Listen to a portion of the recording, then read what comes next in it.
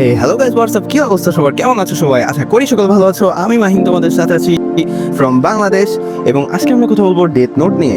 তোমরা তো সবাই অনেক অ্যানিমে দেখছো, বড় বড় অ্যানিমে দেখছো, যেমন ওয়ান পিস, নারুটো সবই দেখে ফেলছো তোমরা। ইভেন অনেকে সোলো লেভেলিং থেকে শুরু করে ওয়ান পাঞ্চ ম্যান সব দেখে ফেলছো, কিন্তু অনেকেই আছো ডেথ নোট অ্যানিমেটা দেখো নাই। আবার অনেকের আছে ডেথ নোট অ্যানিমেটা সব থেকে ফেভারিট, এবং এই ফেভারিট হওয়ার পিছনের কারণ নিয়ে আজকে আমরা আলোচনা করবো যে কেন ডেথ নোট সব থেকে বেশি ফেভারিট এবং আমার এক্সপিরিয়েন্স ডেথ নোটের প্রতি কেমন ছিল। তো আমরা বেশি বকবক করবো না, আমরা সরাসরি আমাদের আজকের টপিকে চলে যাব। তো without wasting any more time, চলো আমরা আমাদের টপিকে চলে যাই। তো গাইজ, আমরা চলে আসি যে আমাদের ডেথ নোটের মেইন থিমটা কি অথবা মেইন স্টোরিটা কি। এই স্টোরিটা মেইনলি একটা ছেলেকে নিয়ে, যার নাম লাইট ইয়াগামি। ও থাকে ক্লাস টপার, এবং ও একদিন একটা নোটবুক পায়, যে নোটবুকে ও যার নামই লিখবে সে হচ্ছে মারা যাবে 40 সেকেন্ড পরে। এবং এই নোটবুকের আরও কিছু ক্রাইটেরিয়া আছে যেটা নিয়ে আমরা পরে একদিন আলাপ করব। তো মেইনলি ওই নোটবুকটা পাওয়ার পর মনে করে যে ও একটা নতুন ওয়ার্ল্ড ক্রিয়েট করবে, এবং সেই ওয়ার্ল্ডের গড হবে ও, যেখানে কোনো ক্রিমিনাল থাকবে না, যেখানে কোনো অপরাধ থাকবে না, এবং ও পুরো পৃথিবীর যত ক্রিমিনাল আছে সবাইকে মেরে ফেলবে। সেই কাজ ও সবাইকে মারা শুরু করে, এবং একটা সময় পর পুলিশ ডিটেকটিভরা পিছিয়ে পড়ে ওর, কারণ ওকে সবাই সন্দেহজনক মনে করে। তো এইটাই মেইনলি ডেথ নোটের কাহিনী। এখানে কিভাবে ও বাঁচে, কিভাবে সার্ভাইভ করে সবার মধ্যে, এবং আদৌ কি ও পৃথিবীর নতুন গড হিসেবে নিজেকে প্রতিষ্ঠিত করতে পারে নাকি, এই নিয়ে আমাদের মেইনলি ডেথ নোটের কাহিনী। এবং আমাদের এখানে কয়েকটা মেইন ক্যারেক্টার আছে, যেটা হচ্ছে লাইট ইয়াগামি, বললামই তো, ও হচ্ছে আমাদের মেইন ক্যারেক্টার।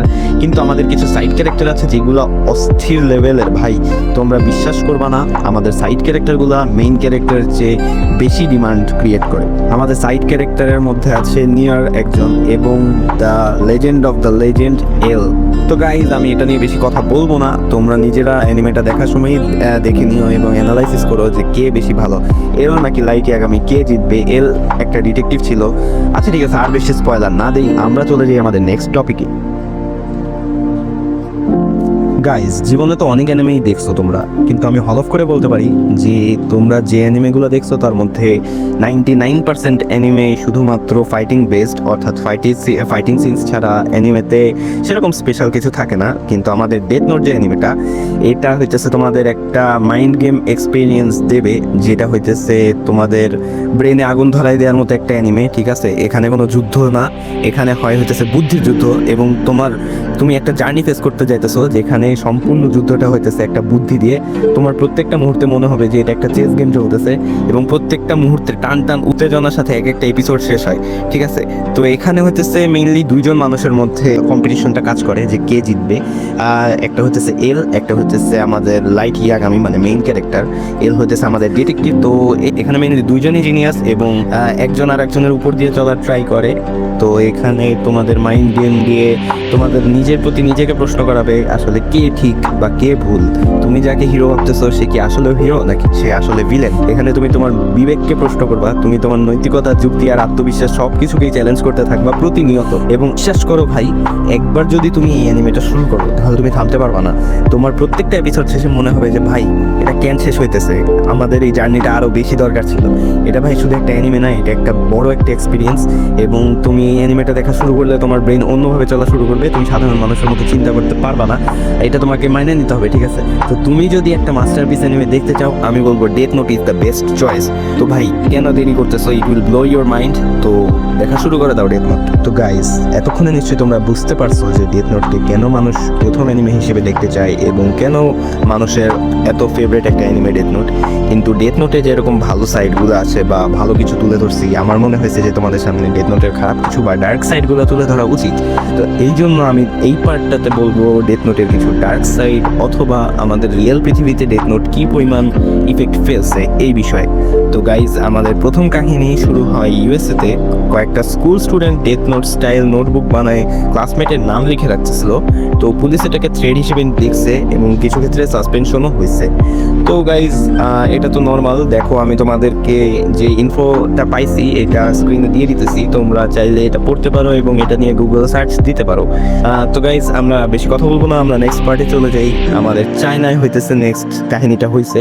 এই অ্যানিমেটাকে স্পিরিচুয়াল পলিউশন বলে ব্যান করা হয়েছিল চায়নাতে একটা টাইমে, এবং কোনো কারণে ডেথ নোটের কনসেপ্টকে ব্যাড ইনফ্লুয়েন্স বলা হয়েছিল, যেটা হইতেছে মানুষের উপর ব্যাড ইনফ্লুয়েন্স ক্রিয়েট করে, অর্থাৎ মানুষের মস্তিষ্ককে রট করে দেয় আর কি, বা বলতে পারো যে মানুষ কিরকম সাইকো মতো হয়ে যায়। তো গাইজ এই বিষয়ে আর কথা বললাম না, আমরা চলে যাই ভিডিওর নেক্সট পার্টে, যেটা হচ্ছে রাশিয়াতে একটা কাহিনী ঘটছিল যেখানে হচ্ছে একটা মেয়ে সুইসাইড করছিল এবং তারপর তার কাছে ডেথ নোট রিলেটেড কিছু লেখা পাওয়া যায় এবং অথরিটিজ মানে এই অ্যানিমেটা নিয়ে কনসার্ন পাবলিশ করে। অর্থাৎ একটা মেয়ে ডেথ নোট থেকে ইনফ্লুয়েসড হয়ে তারপরে সুইসাইডের দিকে ঝুঁকছে, যেটা নিয়ে তোমরা গুগলে রিসার্চ করতে পারো, আমি রিসার্চ করেই বলতেছি। এবং আশা করি তোমরা বুঝতে পারছো যে একটা জিনিসের যেরকম ভালো দিক থাকে সেরকম খারাপ দিক থাকবেই। তো গাইজ যারা বেশি সিরিয়াসলি নিয়ে নিছে ডেথ নোট অ্যানিমেটাকে, তো তাদের ক্ষেত্রে এইসব কাহিনী ঘটছে। তো গাইজ আশা করবো তোমরা এরকম কিছু করবা না, আশা করবো তোমরা ভালো মতো এই ডেথ নোট অ্যানিমেটাকে এনজয় করবা এবং এটা এন্টারটেইনমেন্ট হিসেবে নিবা। তো গাইজ এই ছিল আজকে আমাদের অ্যানিমে কথা, আশা করি তোমাদের ভালো লাগছে এবং আমি এটাও আশা করবো যে তোমরা যারা ডেথ নোট দেখো না অথবা ড্রপ করে দিচ্ছ দেখতে দেখতে, তারা আমার এই ভিডিও দেখার পর অবশ্যই একবার গিয়ে ডেথ নোট দেখবা।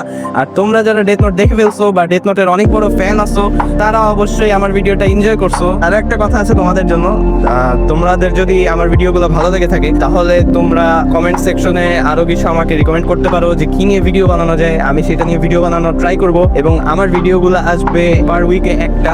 তো তোমাদের সাথে আবার নেক্সট উইকে দেখা হবে। ততক্ষণ পর্যন্ত যারা আমার ভিডিও দেখছো তারা কমেন্ট সেকশনে জানাই দাও যে ভিডিও আমার কি নিয়ে করা উচিত, আমি সেই ভিডিওটাই করব, সেই ভিডিওটা তোমাদের জন্য বানাবো। তো গাইজ দেখা হচ্ছে নেক্সট উইকে, টিল দেন আল্লাহ হাফেজ।